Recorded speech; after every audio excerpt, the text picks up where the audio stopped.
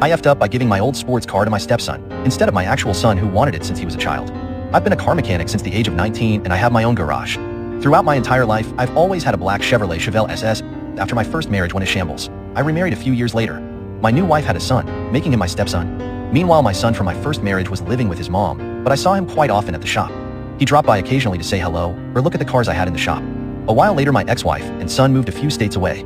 After that, I spoke to my son mostly on the telephone and saw him maybe once every 4 months. The phone calls became less frequent, and he said he wanted to focus on his schoolwork.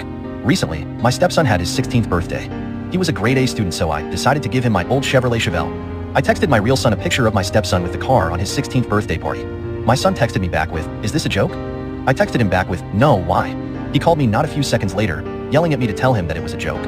He told me that I promised him the car when he was 10 years old, that if he did well in school I would give it to him. The part that made me yell back at him through the phone was when he called me a lousy father that didn't care about his real